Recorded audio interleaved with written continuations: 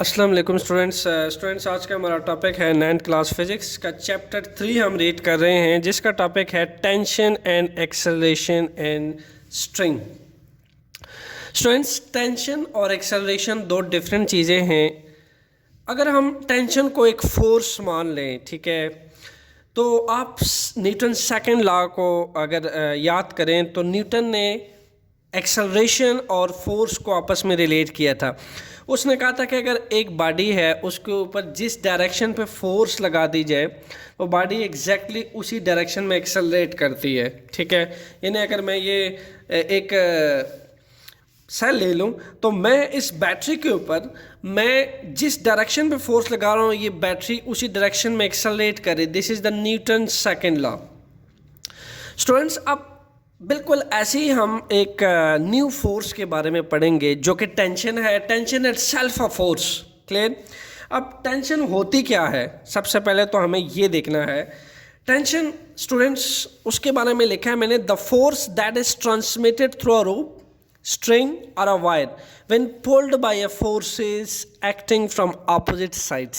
यानी अगर आप किसी भी स्ट्रिंग को, किसी रस्सी को, किसी वायर को ऑपोजिट साइड से, दो ऑपोजिट साइड से, लाइक दैट मेरे पास एक थ्रेड है, मैंने इसको दो ऑपोजिट राइट से इसके ऊपर फोर्स लगा रहा हूँ, ठीक है, two opposite sides. Two opposite side से जब आप उस पर फोर्स लगाते हैं, इन दैट सेंस उसमें एक फोर्स ट्रांसमिट होती है जिसको क्या कहा जाता है, टेंशन। यहाँ पे मैंने एग्जांपल ले रखी है, ये एक रस्सी है, इसको दो ऑपोजिट साइड से इस पर फोर्स लगाई जा रही है, दो ऑपोजिट साइड से इसको स्ट्रेच किया जा रहा है। अब ये दो ऑपोजिट साइड से जो आप स्ट्रेचिंग करेंगे, इस स्ट्रेचिंग के थ्रू इसमें एक फोर्स ट्रांसमिट होगी जिसको टेंशन फोर्स कहा जाता है। तो ऐसे ही अगर आप एक थ्रेड को खींचें ऑपोजिट साइड से, ठीक है, तो उस थ्रेड में एक जो तनाव आता है, ठीक है, उसमें जो एक तनाव आता है उसको टेंशन कहते हैं students. And tension as a force, okay. यानी अगर टेंशन एक फोर्स है तो उसको भी न्यूटन में मेजर किया जाएगा। क्लियर? अगर हम ये कहते हैं कि टेंशन एज अ फोर्स,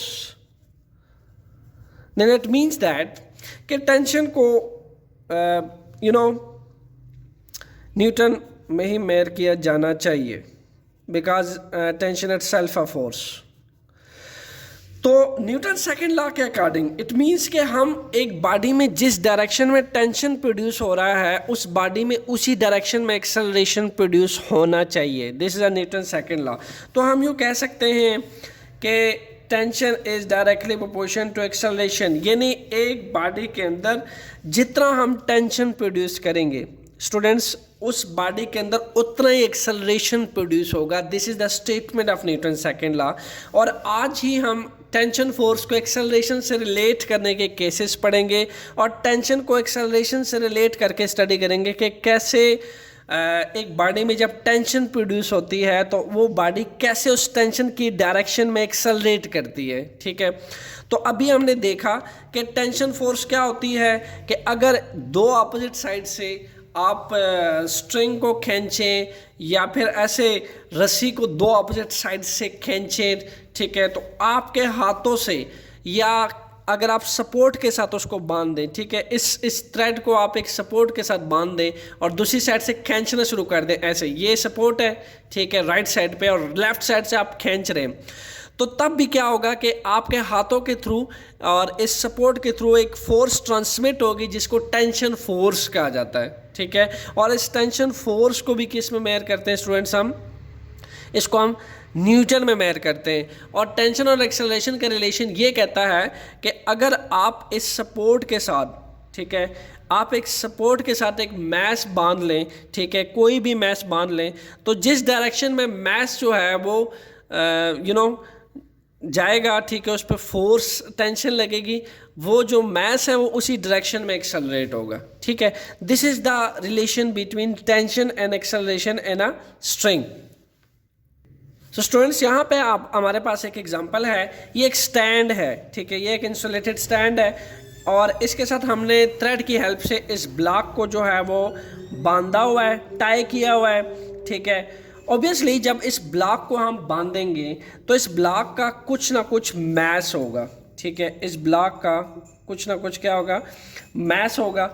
इसके मैस की वजह से ये ब्लॉक का कुछ ना कुछ वेट जो है वो डाउनवर्ड अट्रैक्ट कर रहा होगा अर्थ की तरफ, ठीक है। इसका वेट डाउनवर्ड अट्रैक्ट कर रहा होगा अर्थ की तरफ, जिसकी बाद जो इस थ्रेड को हमने सपोर्ट के साथ टाई किया हुआ है, तो ये वेट और ये सपोर्ट जिसकी वजह से इस स्ट्रिंग के अंदर एक तनाव पैदा होगा, यानी एक टेंशन फोर्स पैदा होगी जो इसको एक्ट करेगी इसके ऊपर अपवर्ड, ठीक है, इसको अपवर्ड खींचेगी, ठीक है। और ये कितनी टेंशन फोर्स लगेगी, जितना इस ब्लॉक का वेट डाउनवर्ड अर्थ की तरफ अट्रैक्ट कर रहा होगा, ठीक है, डाउनवर्ड अट्रैक्ट कर रहा होगा। आइए इस एग्जांपल को एक समझने की कोशिश करते हैं। स्टूडेंट्स, मेरे पास ये एक वेट है, ठीक है, ये एक बॉब टाइप है जिसका कुछ ना कुछ मैस होगा। इसको मैंने किसी न किसी थ्रेड के साथ बांध रखा है। अब लेट सपोज इसको मैं ऐसे सस्पेंड किया हुआ है अपने हाथ की हेल्प से, ठीक है, इसको मैंने सस्पेंड किया हुआ है। अब क्या है कि जब तक मैंने इसको ऐसे रिलीज़ किया था, थ्रेड के अंदर किसी किस्म की टेंशन फोर्स मौजूद नहीं थी, लेकिन जैसे ही मैं इसको ऊपर की जानिब उठाता हूँ, इन दैट केस ये जो मैस है ये बिल्कुल वर्टिकली सस्पेंड रहता है, यानी इस बॉब या मैस का जो वेट है वो डाउनवर्ड अट्रैक्ट हो रहा है ड्यू टू इट्स मैस, ठीक है। और इस स्ट्रिंग के अंदर जो तनाव आया है या टेंशन फोर्स प्रोड्यूस होगी वो अपवर्ड प्रोड्यूस होगी। तो once again Newton third law क्या कहता है, एक्स for every action there is a opposite reaction equal in magnitude but opposite in direction.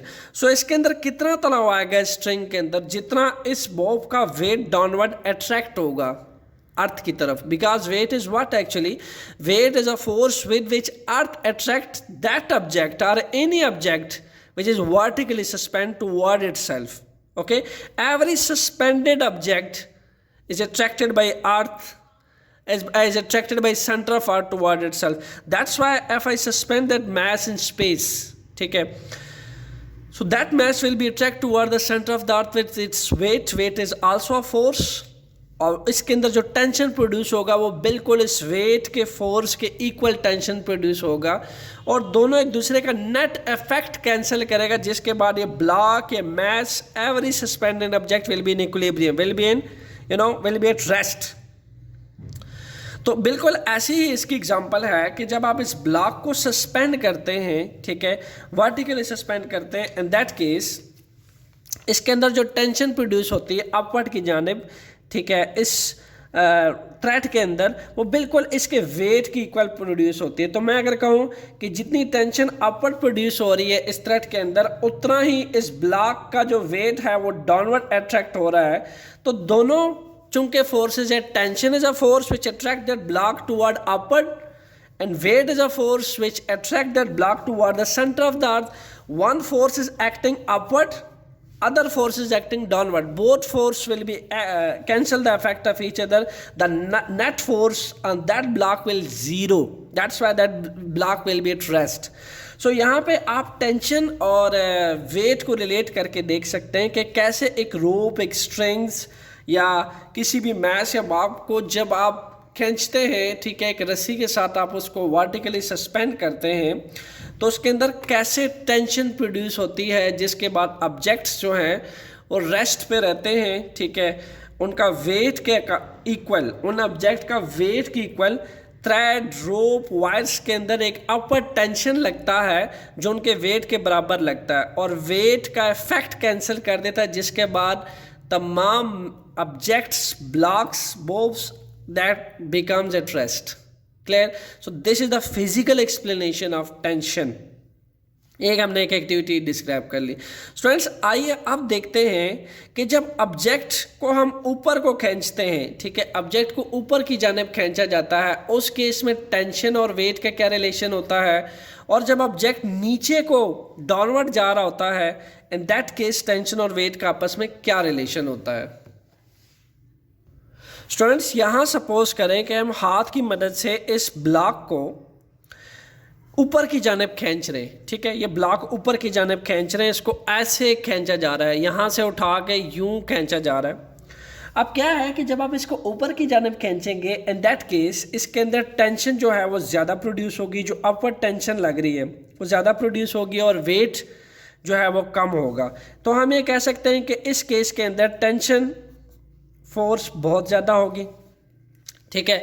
और अगर टेंशन फोर्स बहुत ज़्यादा होगी तो हमारे पास जो टोटल फोर्स बनेगी, नेट फोर्स जिसको कहा जाता है, इस केस के अंदर जब हम इसको ऊपर की तरफ खींचते हैं, ठीक है, यूँ कह लीजिए कि ये मेरे पास मैस है, ठीक है, इसको बजाय नीचे को डाउनवर्ड लेके जाने के मैं ऊपर की तरफ खींच रहा हूँ, इस मैस को ऊपर की तरफ खींचा जा रहा है। जब मैस को ऊपर की तरफ या ऑब्जेक्ट्स को ऊपर की तरफ खींचा जाता है तो उन ऑब्जेक्ट्स में टेंशन ज़्यादा होता है और वेट कम होता है। दैट्स वाई ऑब्जेक्ट पुल्ड होते हैं टुवर्ड अपसाइड, टुवर्ड अपवर्ड।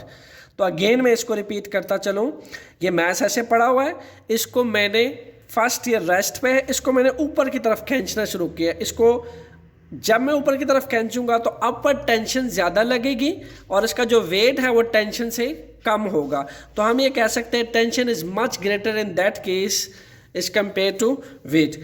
तो जो टोटल फोर्स आएगा इसको ऊपर खींचते हुए वो क्या होगा, F in that case will be equal to T minus W. चूंकि tension is much greater in that case, that's why weight will be subtract from tension. Mathematics का रूल है कि कोई भी बड़ी ऑब्जेक्ट्स मैग्नीट्यूड होता है उसे छोटा मैग्नीट्यूड माइनस किया जाता है, ठीक है।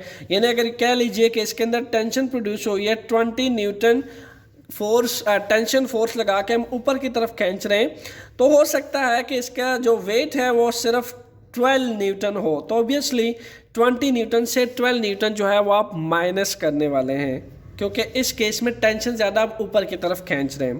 क्लियर? सो इस केस में अगर आप टेंशन की वैल्यू निकालना चाहते हैं कि इस केस के अंदर जो नेट फोर्स प्लस वेट का सम लेंगे आप, यानी अगर मैं इस केस के अंदर टेंशन की वैल्यू निकालना चाहूँ, it will become T, W left side पे चला जाएगा, it will become F plus W। ये आपके पास टेंशन आ गई, ठीक है, T is equal to F plus W। इसी तरीके से ये ब्लॉक जो है, इन केस अगर ये टोटली रेस्ट पे होता है, इसको हमने ऊपर खींचा और बस सस्पेंड कर दिया एक जगह पे, ठीक है, तो हम ये कहते हैं कि ब्लॉक अगर रेस्ट पे होता है, F block at rest, तो स्टूडेंट्स रेस्ट पे जब ब्लॉक होता है तो change in velocity with respect to time zero होता है, यानी यूं कह लीजिए एक्सेलरेशन जीरो होता है, ठीक है। और अगर आपके पास एक्सेलरेशन जीरो होगा तो आपने पढ़ रखा है F is equal to ma। अगर आप एक ही जगह पे ज़ीरो पुट कर देते हैं m into zero, the net force will become zero. तो यहाँ पे देख लीजिए ये जो टेंशन की वैल्यू है वो किसकी इक्वल आ जाएगी, अगर फोर्स ही नेट फोर्स ही ज़ीरो हो जाती है तो T equal to zero plus W of the block at rest, then tension will totally become equal to weight of that block, ठीक है। टेंशन और वेट दोनों एक दूसरे के इक्वल आ जाएंगे कंप्लीटली, क्योंकि एक इसको ऊपर की जानिब खींच रहा है, टेंशन इसको ऊपर की जानिब खींच रहा है, वेट इस ब्लॉक का इसको डाउनवर्ड खींच रहा है। तो अगर ये ब्लॉक कंप्लीटली रेस्ट पे है तो इन दैट केस नेट फोर्स तो पूरा ज़ीरो होने वाला है, क्योंकि उस ब्लॉक के या स्ट्रिंग का जो एक्सेलरेशन है वो ज़ीरो हो रहा है। अगर वो ज़ीरो हो रहा है तो फिर इस F की वैल्यू भी ज़ीरो हो रही है, तो tension and weight both will be equal to each other and net force on that block will be zero and it will be at rest. Similarly आइए अब हम आगे बढ़ते हैं और इस ब्लॉक को, ठीक है, इस ब्लॉक को अब हम बजाय ऊपर की तरफ खींचने के, जो ऊपर का केस था उसमें हम ऊपर की तरफ खींच रहे थे, अगर कोई ब्लॉक वर्टिकली डाउनवर्ड जा रहा है, ठीक है, यानी ये मैस है, ठीक है, ये मैस है, ये वर्टिकली डाउनवर्ड जा रहा है, पहले ऊपर आ रहा था तो हमने क्या किया था, इस केस में टेंशन ज़्यादा थी, वेट कम था, अब ये नीचे को जा रहा है। जब ऑब्जेक्ट्स नीचे को जाता है तो जब भी ऑब्जेक्ट्स नीचे को वर्टिकली डाउनवर्ड अट्रैक्ट होता है, ज़्यादा अट्रैक्ट होता है, डाउनवर्ड को जाता है, उस केस में उस ऑब्जेक्ट का वेट ज़्यादा होता है, टेंशन कम होती है।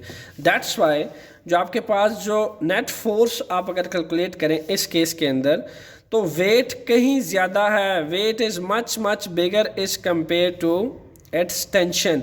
तो इस केस में हम ये कह सकते हैं weight is greater than tension. वो तमाम ऑब्जेक्ट्स जिनको आप ऊपर की तरफ उठाने की कोशिश करते हैं और वो ऑब्जेक्ट्स डाउनवर्ड को जा रहे होते हैं, तो यूँ समझ लीजिए कि आपके थ्रेड रोप या वायर्स के अंदर जो टेंशन है वो वेट से कई ज़्यादा कम है, वेट का मैग्नीट्यूड ज़्यादा है, दैट्स वाई वो ऑब्जेक्ट डाउनवर्ड को जा रहा है। और जब आप ऑब्जेक्ट्स को नीचे से ऊपर को उठाते हैं, उस केस में ऑब्जेक्ट्स के थ्रेड में टेंशन ज़्यादा होती है, वेट कम होता है, और जब वो नीचे को जा रहे होते हैं उस केस में वेट ज़्यादा होता है, टेंशन कम होती है। तो आपने अगर यहाँ पे टेंशन की वैल्यू कैलकुलेट करनी है, सो सिंपल, टेंशन को उधर ले जाइए, ठीक है, यहाँ आ जाएगा और फोर्स यहाँ आ जाएगा। यानी वेट से अगर आप फोर्स निकाल दें, ठीक है, इसका अगर फोर्स वेट का मैग्नीट्यूड है उससे आप नेट फोर्स की वैल्यू निकाल दें तो टोटल टेंशन आ जाएगी।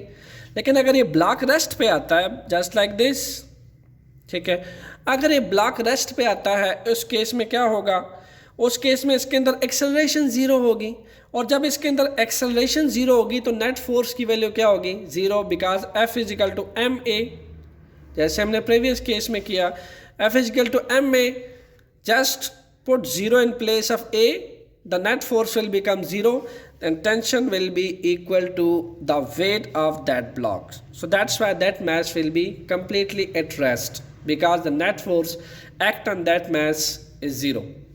Okay students, आइए स्टूडेंट्स आप टेंशन से रिलेटेड केसेस को स्टडी करते हैं। स्टूडेंट्स हमारे पास केस नंबर 1 है, वो क्या कहता है, vertical motion of two bodies, vertical motion of two bodies attached to ends of a string that passes over a frictionless pulley। ये रही आपके पास frictionless pulley। frictionless pulley जो है वो आपके पास एक string के 2 ends पे मुश्तमिल है।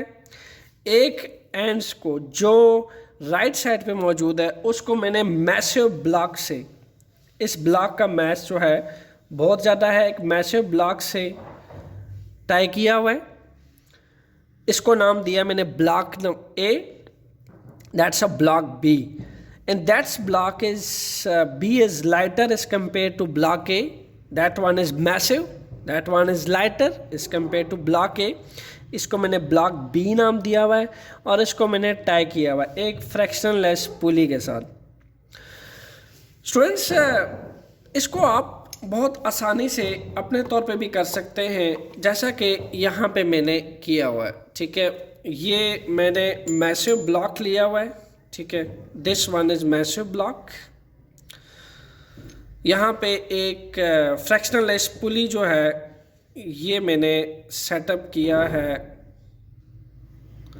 जब इस मैस को यहाँ से देखा जा सकता है, मैं थोड़ा आपको यहाँ से डेमोन्स्ट्रेट करता हूँ, ये देखा जा सकता है ये थोड़ा मैसिव बोब है, यानी इसका मैस ज़्यादा है, ये स्मॉल बोब है, इसका मैस छोटा है, और ये फ्रैक्शनलेस पुली टाइप है, ठीक है। इसके हेल्प से मैं आपको डेमोन्स्ट्रेट करके दिखाऊंगा केस 1 को, ठीक है।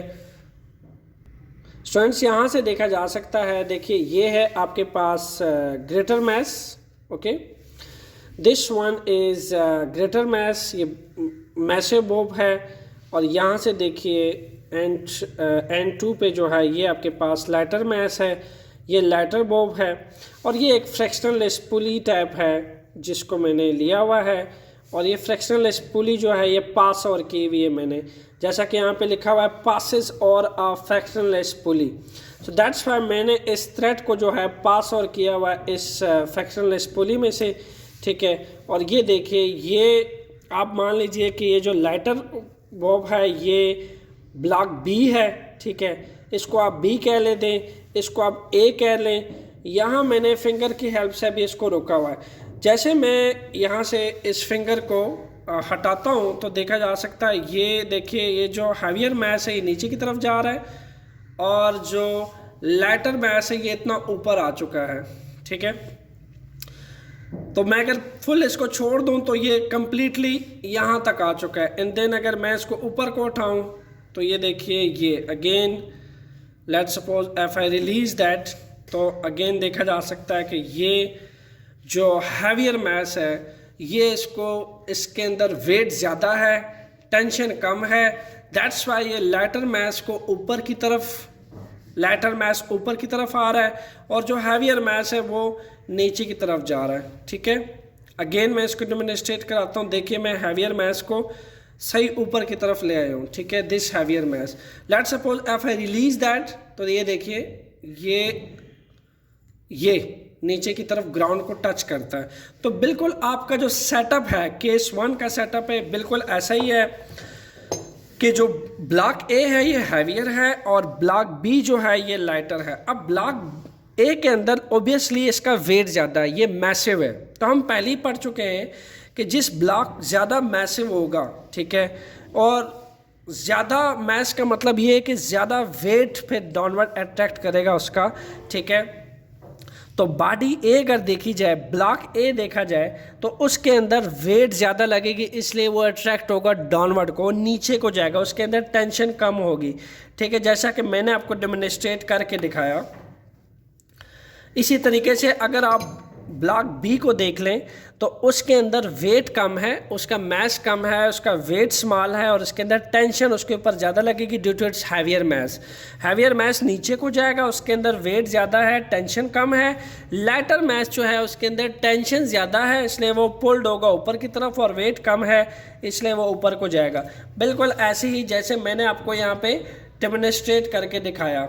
ठीक है, तो अगेन आप इसको वंस अगेन देख सकते हैं। ये देखिए, इसके अंदर ये जो आपका हैवियर मैस है, जब इसको रिलीज़ किया जाता है तो ये इसके अंदर वेट ज़्यादा होता है। ठीक है, इस हैवियर मैस का वेट ज़्यादा है, तो जब इसको रिलीज़ किया जाता है तो ये नीचे को अट्रैक्ट होता है, ये देखिए, और लाइटर मैस को नीचे को खींचता है। So this is the lighter mass को ऊपर को खींचता है। ठीक है, due to it's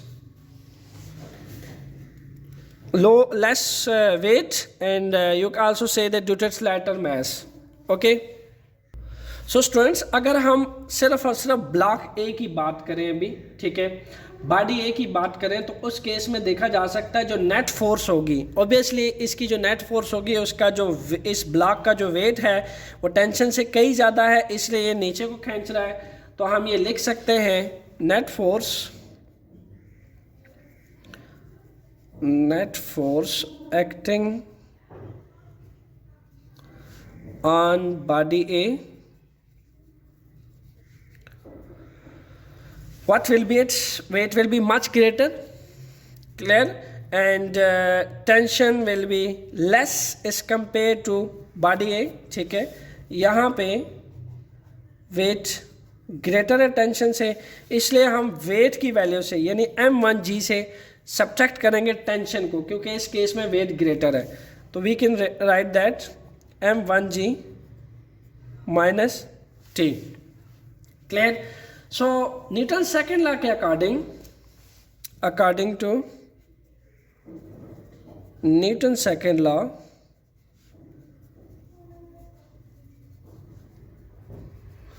Newton's second law states that force is directly proportional to acceleration.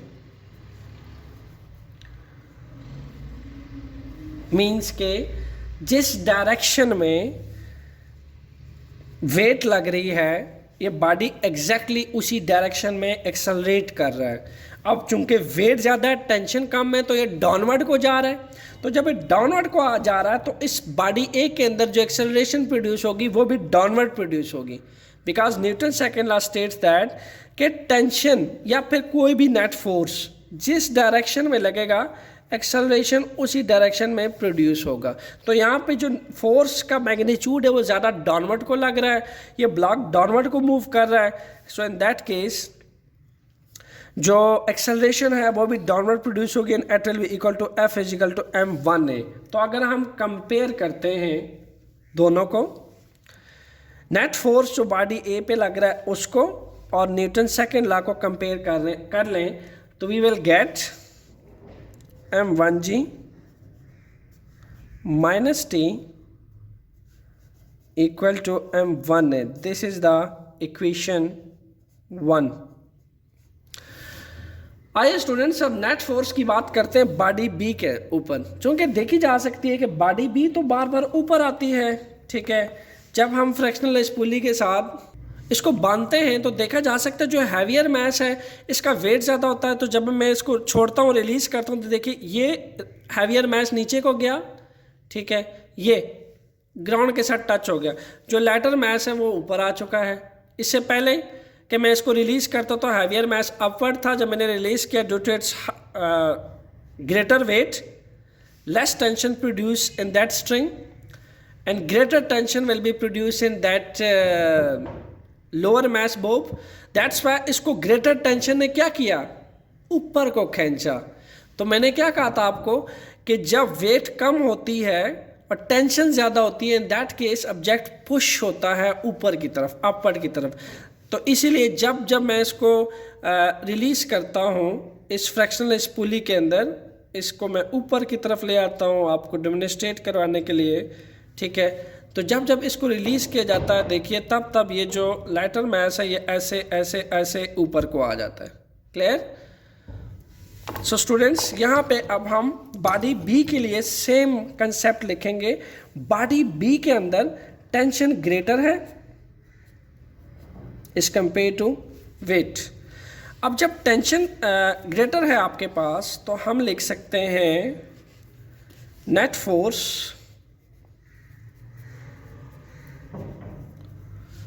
Force acting on body B.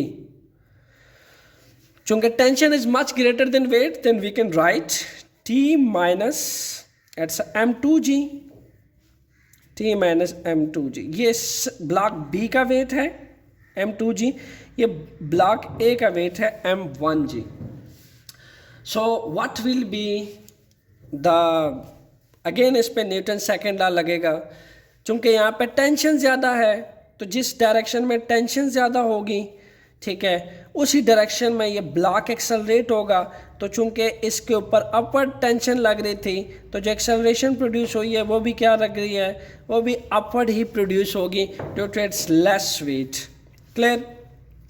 तो मैं यहाँ पे लिख सकता हूँ according to Newton second law, Newton second law के अकॉर्डिंग हम लिख सकते हैं F इक्वल टू M2G।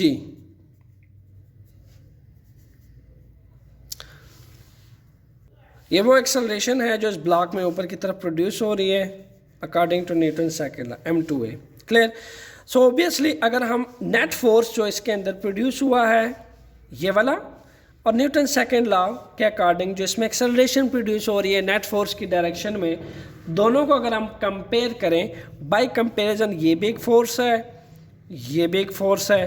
तो चूंकि दोनों के लेफ्ट हैंड साइड्स बराबर हैं तो राइट हैंड साइड्स भी क्या होंगी, बराबर होंगी। मैथमेटिक्स टूल्स के अकॉर्डिंग अगर आपके दो इक्वेशंस हैं और दो इक्वेशंस के लेफ्ट हैंड साइड्स बराबर होती हैं तो उनके राइट हैंड साइड्स भी इक्वल हो जाती है। तो हम लिख सकते हैं T minus M2G M2A। This is your equation 2। आइए स्टूडेंट्स, इक्वेशन 1 और इक्वेशन 2 के हेल्प से हम ये फाइंड आउट करना चाहते हैं कि अगर हमें ब्लॉक ए का एक्सेलरेशन फाइंड करना हो ब्लॉक बी के रिस्पेक्ट से, या ब्लॉक बी का एक्सेलरेशन, कितनी एक्सेलरेशन प्रोड्यूस हुई है, कितना ये ब्लॉक एक्सेलरेट हुआ है ब्लॉक ए के रिस्पेक्ट से ऊपर की तरफ, और इसी तरीके से ब्लॉक बी के रिस्पेक्ट से ब्लॉक ए कितना डाउनवर्ड एक्सेलरेट हुआ है, अगर उसकी वैल्यू आप न्यूमेरिकली कैलकुलेट करना चाहते हैं, आइए उसके लिए एक रिलेशन डेवलप करते हैं। स्टूडेंट्स, ये है आपके पास इक्वेशन ए, ये है आपके पास इक्वेशन 2। आइए दोनों इक्वेशंस को ऐड करके देखते हैं कि हमें एक्सेलरेशन की क्या वैल्यू मिलती है। So let's do adding equation 1 and 2। Adding equation 1 and 2। Students mathematical tool के अकॉर्डिंग आपको याद रहे जब आप दो इक्वेशंस को ऐड करने जाते हैं, जैसा कि यहाँ पे ये इक्वेशन 2 है, ये इक्वेशन 1 है, तो एडिशन में ये ख्याल रखिएगा कि जो लेफ़्ट साइड पे इक्वेशन है उसको लेफ़्ट साइड के साथ ऐड करना है, राइट साइड को राइट साइड के साथ ऐड करना है। तो हम करने जा रहे हैं लेफ़्ट को लेफ़्ट के साथ, यानी m1g minus T plus T minus m2g and m1a plus m2a, ठीक है। Right to right, left to left to left, ये इक्वेशन ऐसे ऐड होंगी। So let's add them, m1g minus T plus ये है इसकी left side minus m2g m1a plus m2a। देखा जा सकता है स्टूडेंट्स के दोनों में टेंशन माइनस के साथ है, ये प्लस के साथ है, so it will cancel. Remaining quantity क्या बचेगी, रेस्ट ऑफ क्वांटिटी बचेगी m1g minus m2g m1a plus m2a। Clear? सो आइए कॉमन लेते हैं यहां से ग्रेविटी को और यहां से कॉमन लेते हैं एक्सेलरेशन को।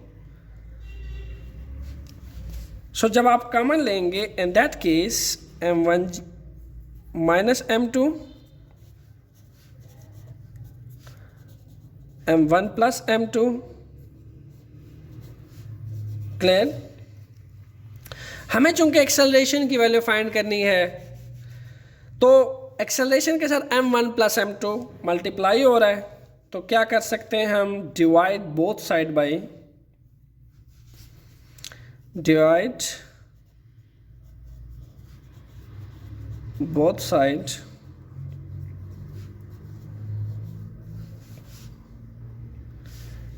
m1 plus m2।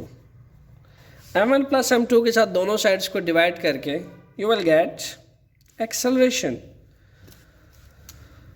Finally value जो आपको मिलेगी that will be equal to m1 minus m2 m1 plus m2, ये मल्टीप्लाई हो रहा है, दूसरी साइड पे जाके डिवाइड हो जाएगा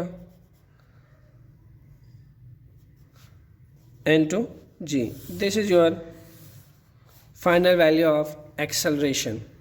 आइए स्टूडेंट्स, एक्सेलरेशन तो हमने फाइंड कर लिया, अब जो टेंशन प्रोड्यूस हो रहा है, ठीक है, यानी इस केस में ज़्यादा टेंशन प्रोड्यूस हो रहा था due to its lesser weight of that block, इसमें कम टेंशन प्रोड्यूस हो रहा था due to its greater weight of that block, इसमें टेंशन जो है very very lesser is compare to weight of that block, इसमें tension very very greater is compare to the less weight of that block. आइए इस tension को find out करने की कोशिश करते हैं कि टोटल टेंशन का कितना प्रोड्यूस होगा। अगर हमें टेंशन देखनी हो कि इस ब्लॉक के अंदर इस ब्लॉक के रिस्पेक्ट से कितनी है या इस ब्लॉक के रिस्पेक्ट से इस ब्लॉक के अंदर कितनी टेंशन है, आइए उसको फाइंड आउट करने की कोशिश करते हैं कि वो टोटल कितनी होगी।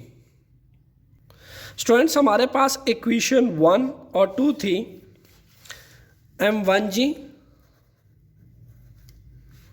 Minus T equal to m1a, ये इक्वेशन 1 थी, और इक्वेशन 2 थी t minus m2g m2a। This is our equation 2, और आपके पास जो इक्वेशन 3 बनी है, this is you know students, ये आपके पास बनी है इक्वेशन 3। सो आइए टेंशन की वैल्यू निकालते हैं। What will be the tension and both blocks, this a question mark now.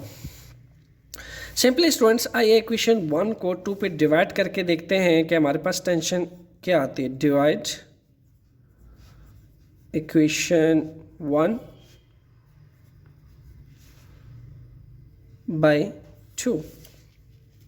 So what you will get, जब आप डिवाइड करते हैं तो लेफ्ट साइड को लेफ्ट साइड पे डिवाइड कर दीजिए, राइट साइड को राइट साइड पे डिवाइड कर दीजिए, you will get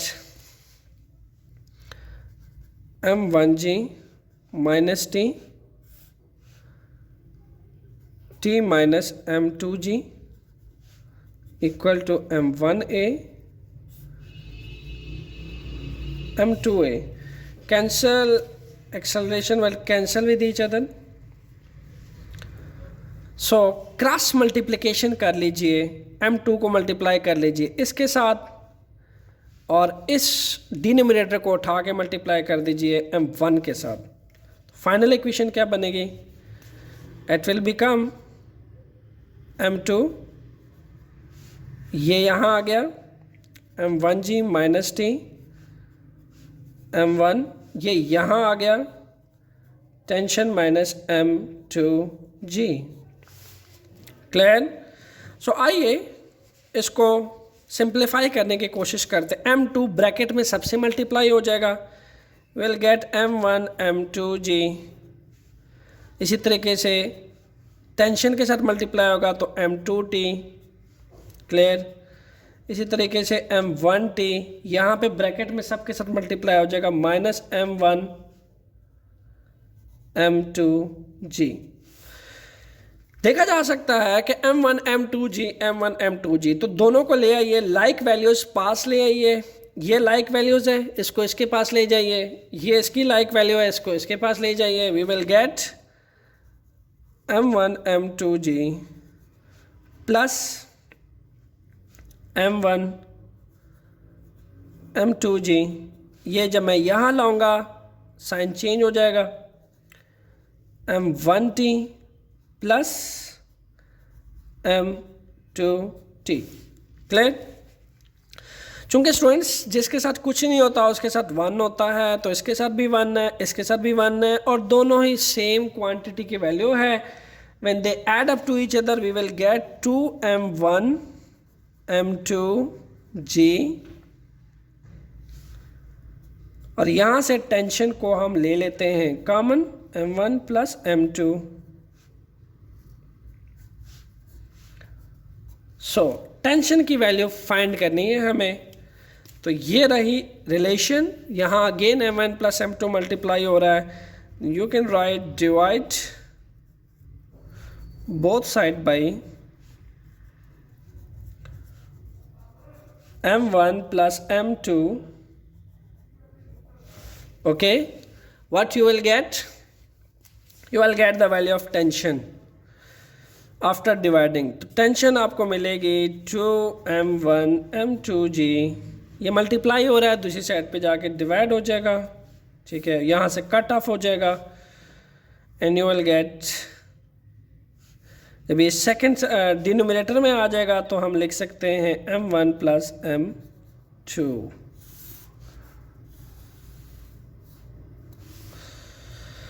so students, अगर आपको ये जो अरेंजमेंट हमने की थी ब्लॉक्स की, ठीक है, इस अरेंजमेंट में अगर आपको एक्सेलरेशन की वैल्यू यानी acceleration due to gravity find करना हो, ठीक है, if you want to find acceleration due to gravity, acceleration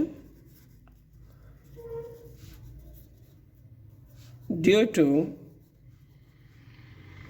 gravity, what you will do actually simple is that. अगर आप इक्वेशन 3 को देखें, इस पे गौर कीजिए. अगर मैं यहाँ से वैल्यू ऑफ g फाइंड करूँ, ठीक है, अगर मैं यहाँ से वैल्यू ऑफ g फाइंड करूँ तो देखा जा सकता है डिनोमिनेटर में m1 प्लस m2 डिवाइड हो रहा है, ये दूसरी साइड पे जाके मल्टीप्लाई हो जाएगा. यहाँ ये g के साथ मल्टीप्लाई हो रहा है, दूसरी साइड पे जाके डिवाइड हो जाएगा. So simple. और रीअरेंज करने से, अगर मैं rearrange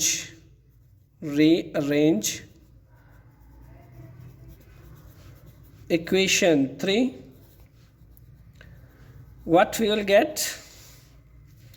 You will get the value of g. Yes,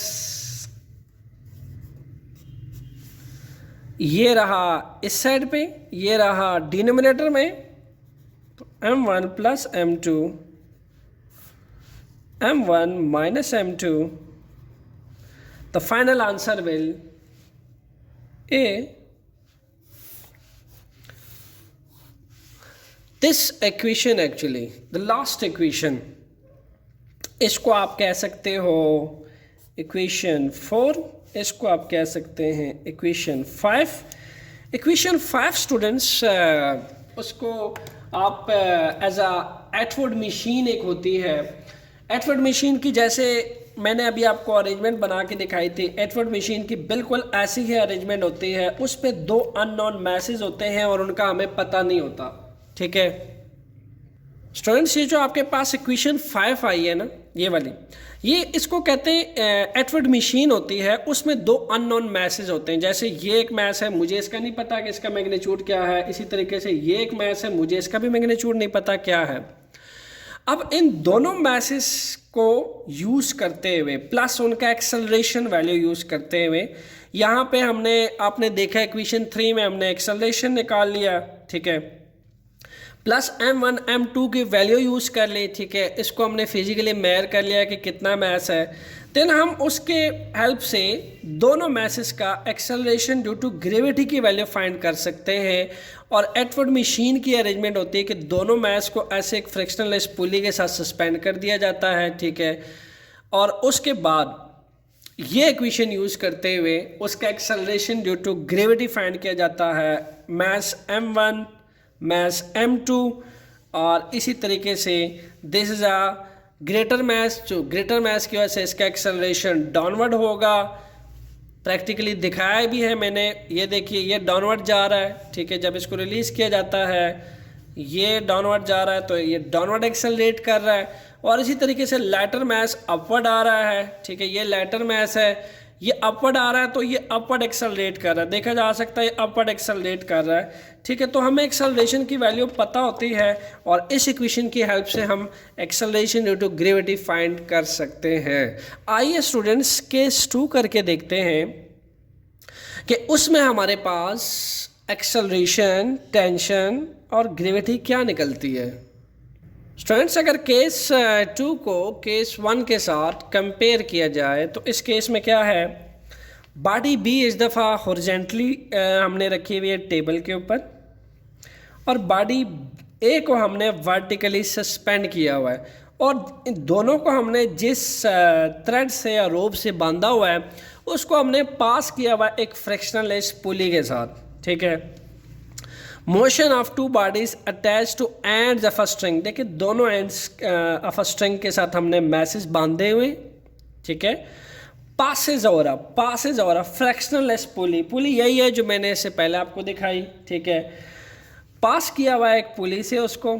ठीक है, such that one body moves vertically, such that body A moves vertically, देखा जा सकता है बॉडी ए जो है वो वर्टिकली मूव कर रहा है, and other moves on a smooth horizontal surface, ये एक स्मूथ हॉरिजेंटल सरफेस है टेबल की, उसमें से बॉडी बी जो है राइट साइड की तरफ मूव कर रहा है। बॉडी ए जो है वो हॉरिजेंटली, बॉडी बी हॉरिजेंटली रखा हुआ है टेबल के ऊपर, बॉडी ए वर्टिकली मूव कर रहा है। ठीक है, और दोनों की थ्रेड को हमने पास और किया हुआ है फ्रैक्शनलेस पुली की जगह से। अब यहाँ पे देखा जा सकता है कि ब्लॉक ए का जो वेट होगा उसको आप कह लीजिए m1g। ठीक है, ऑब्वियसली यहाँ पे ब्लॉक ए का मैस बहुत ज़्यादा है। ठीक है, इसी तरीके से ब्लॉक बी जो है, ब्लॉक ए के अंदर वेट ज़्यादा होगा क्योंकि डाउनवर्ड को जा रहा है, और इसी तरीके से ब्लॉक बी के अंदर टेंशन ज़्यादा होगी। इसका वेट और इसका जो रिएक्शनल फोर्स है, जब ये रेस्ट पे होगा तो इसका वेट और इसका जो रिएक्शनल फोर्स एक दूसरे के इफेक्ट को कैंसिल करेंगे, एंड दैट सेंस इसमें सिर्फ टेंशन रह जाएगी जो इस थ्रेड की हेल्प से इसको राइट साइड पे खींचेगी, पुश करेगी। ठीक है, तो इसके अंदर क्या रह जाएगी, सिर्फ टेंशन। इसमें टेंशन की डायरेक्शन राइट साइड पे लगेगी रोप के अंदर, जबकि इसका रिएक्शनल फोर्स जो टेबल इस पे ऊपर की जानिब लगाएगा और इस ब्लॉक का जो वेट टेबल पे लगेगा, दोनों नेट इफेक्ट कैंसिल होंगे और सिर्फ टेंशन रिमेन रह जाएगी, जो टेंशन इसको राइट को खींचेगी। इसी तरह ब्लॉक ए का जो वेट है वो डाउनवर्ड जा रहा है, चूँकि ये बॉडी डाउनवर्ड को जा रही है तो बॉडी बी जो है राइट साइड पे आ रही है इसके डाउनवर्ड जाने से, तो इसका जो वेट होगा वो टेंशन से कहीं ज़्यादा होगा, दैट्स वाई इसके अंदर जो एक्सेलरेशन प्रोड्यूस होगी स्टूडेंट्स डाउनवर्ड प्रोड्यूस होगी, ठीक है। एक्सेलरेशन की वैल्यू देखी जा सकती है इसके अंदर डाउनवर्ड प्रोड्यूस हो रही है, ठीक है। ये बॉडी डाउनवर्ड एक्सेलरेट होगा न्यूटन सेकंड लॉ के अकॉर्डिंग, बिकॉज नेट फोर्स जो प्रोड्यूस हो रहा है वो वेट जो है वो ज़्यादा है जो इसको डाउनवर्ड एक्सेलरेट करेगा। इस केस में ये इसको राइट साइड पे एक्सेलरेट करेगा, ठीक है। और राइट साइड पे जब टेंशन ज़्यादा लगेगी इसके ऊपर, चूंकि ये दोनों तो अब नेट इफेक्ट कैंसिल कर रहे हैं, टेंशन ज़्यादा लग रही है तो बॉडी राइट साइड पे एक्सेलरेट करेगा ब्लॉक बी का। तो आइए दोनों के लिए हम फाइंड आउट करने की कोशिश करते हैं कि बॉडी ए और बॉडी बी का क्या टेंशन की वैल्यू कितनी एक्सेलरेशन प्रोड्यूस होगी। ये जो एक्सेलरेट हो रहे हैं बॉडी बी और बॉडी ए दोनों जो एक्सेलरेट हो रहे हैं इसमें टेंशन कितनी प्रोड्यूस होगी या टेंशन की वैल्यू क्या होगी। So let's find out net force act on body A, net force act on body A. Obviously body A को अगर देखा जाए तो उस केस में मैंने आपसे कहा था कि जो बॉडी डाउनवर्ड जाएगी, तो जिस डायरेक्शन में बॉडी डाउनवर्ड जाएगी, ठीक है, एग्जैक्टली एक्सेलरेशन भी उसमें उसी डायरेक्शन में प्रोड्यूस होगी। तो ये बॉडी डाउनवर्ड जा रहा है तो ये डाउनवर्ड को ही एक्सेलरेट होगा और इसमें एक्सेलरेशन भी डाउनवर्ड डायरेक्शन में प्रोड्यूस होगी। तो हमें कह सकते हैं इसमें वेट ज़्यादा है इसलिए डाउनवर्ड जा रहा है और टेंशन कम है, तो हम इजीली लिख सकते हैं चूँकि बॉडी ए का वेट जो है m1g है तो हम यहाँ पे m1g माइनस टी कर सकते हैं, weight minus tension. Clear. Secondly students देखा जा सकता है according to Newton second law, चूंकि जो नेट वेट है वो ज़्यादा है और इसको डाउनवर्ड में नीचे खींच रहा है, वेट ज़्यादा है टेंशन कम है, तो इसमें जो एक्सेलरेशन है वो भी डाउनवर्ड प्रोड्यूस हो रही है। Then according to Newton second law, according to Newton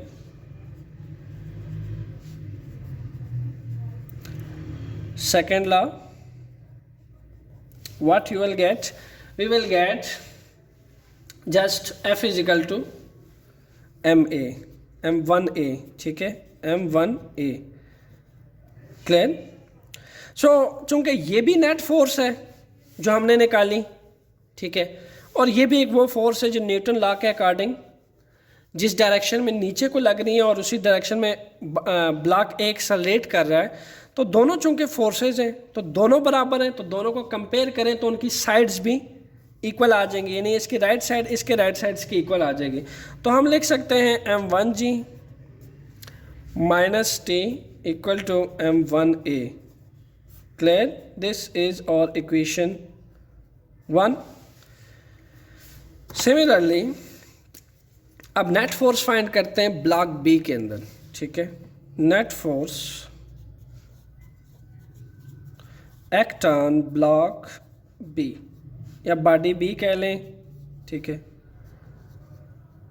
यहां देखा जा सकता है स्टूडेंट्स के बॉडी बी में जो वेट है वो डाउनवर्ड लग रहा है, ठीक है। इस ब्लॉक का जो वेट है वो टेबल के ऊपर डाउनवर्ड लग रहा है, तो न्यूटन थर्ड लॉ के अकॉर्डिंग अगर ये इस पर एक्शन लगाएगा तो ये टेबल ऑपोजिट रिएक्शन में इक्वल मैग्नीट्यूड में ऑपोजिट रिएक्शन लगाएगा, जिसको हमने आर कह दिया, और इसके ऊपर कितना आर प्रोड्यूस होगा जितना इसका वेट होगा।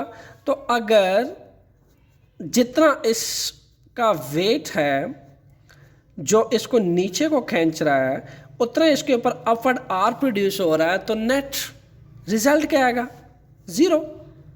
तो सिर्फ और सिर्फ इसमें क्या रह जाएगी, टेंशन जो इस रोप के थ्रू इसको राइट साइड पे खींच रही है, ठीक है। टेंशन फोर्स रह जाएगी जो इसको राइट साइड पे खींच रही है। इसलिए स्टूडेंट्स आपके पास बॉडी बी के अंदर देखा जा सकता है इसमें सिर्फ और सिर्फ स्टूडेंट्स टेंशन रह जाएगी, it's only will be the tension remain in body B. So again अगर हम न्यूटन सेकंड लॉ लगाएं तो टेंशन किस डायरेक्शन में है वो लेफ्ट से राइट की तरफ लग रही है, ये दोनों तो नेट इफेक्ट कैंसिल कर दिए इन्होंने, ये राइट साइड पे लग रही है। इन दैट सेंस जो हमारे पास according to Newton second law, according to Newton Newton's second law, we can write Newton second law के अकॉर्डिंग हम लिख सकते हैं कि ये जो T है, ठीक है, यानी न्यूटन सेकंड लॉ के अकॉर्डिंग इसमें जो टेंशन प्रोड्यूस हो रहा है वो इस साइड पे है, और ये चूंकि सेकंड मास है, इसको m2 कहा हुआ है हमने, तो ये m2 आ जाएगा, ठीक है। तो इस साइड पे क्या रहेगी, दिस सिर्फ और सिर्फ टेंशन, और इस साइड पे क्या है, फोर्स। टेंशन भी फोर्स है और फोर्स भी एक फोर्स है। सो हम ये कह सकते हैं इसके राइट साइड जो है वो इक्वल हो जाएगी, यानी मैं इसको लिख सकता हूँ T equal to m2a। Clear students? So मान लीजिए ये आपके पास आ गई इक्वेशन 2। क्लियर? सो आ चुकी है स्टूडेंट्स आपके पास इक्वेशन 1 एंड 2। आइए अब इक्वेशन 1 एंड 2 की हेल्प से हम फाइंड आउट करते हैं एक्सेलरेशन जो इस ब्लॉक ए और ब्लॉक ए और ब्लॉक बी में प्रोड्यूस हो रही है। स्टूडेंट्स, ये दो इक्वेशंस हैं जो हमने रिप्रोड्यूस की थी फ्रॉम बॉडी ए। ये बॉडी ए से थी, ये बॉडी बी से थी, ठीक है। आइए इन दोनों इक्वेशंस को ऐड करते हैं। सो एडिंग इक्वेशन 1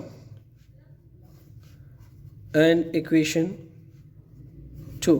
जब हम कोई इक्वेशंस ऐड करते हैं तो याद रहे आपको, उनके जो लेफ्ट साइड्स की जो वैल्यूज़ है, ठीक है, उनको आपस में ऐड किया जाता है, और उनकी जो राइट साइड्स की वैल्यू है उनको आपस में ऐड किया जाता है।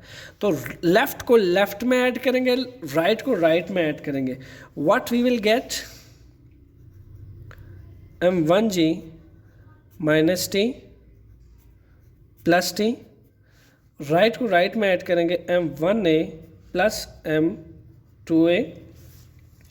we will get the tension will cancel out, so remaining value रह जाएगी m1g m1 plus m2। Acceleration को कॉमन ले लेंगे। नाउ अगर आपको एक्सेलरेशन की वैल्यू चाहिए तो ये जो फैक्टर है ये हमें दूसरी साइड पे लेके जाना पड़ेगा। ये can write divide both side by m1 plus m2। You can write a equal to m1, ये नीचे आ जाएगा m1 plus m2 into g. So this is the acceleration, clear, of tension second case. So मान लें कि इसको हम नाम दे देते हैं इक्वेशन 3। आइए स्टूडेंट्स अब हम टेंशन की वैल्यू निकालते हैं कि टेंशन की वैल्यू कैसे फाइंड आउट की जा सकती है। टेंशन की वैल्यू देखिए निकालना बेहद आसान है। ये है आपके पास इक्वेशन 3। आप अगर इक्वेशन 3 को उठा के डायरेक्ट पुट कर दें किस में स्टूडेंट्स, इक्वेशन 2 में, देखी जा सकती है equation 2 T equal to m2a। आप इक्वेशन 3 को उठा के इक्वेशन 3 को उठा के 2 में पुट कर दें, then we will easily get the value of tension. So लिख लीजिए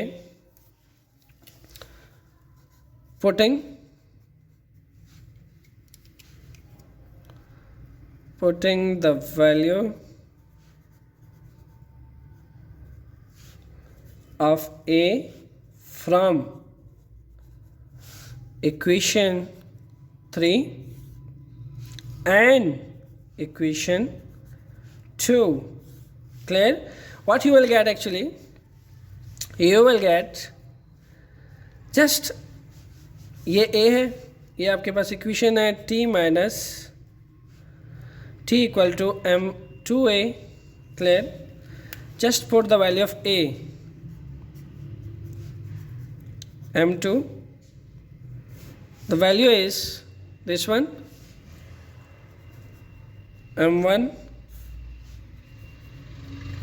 plus m2 into g। ये इसके साथ मल्टीप्लाई हो जाएगा। सो फाइनल वैल्यू क्या बचेगी आपके पास, m1 m2 m1 plus m2. Yes, this is the value of tension. So इसको मान लीजिए कि यह है आपके पास इक्वेशन 4.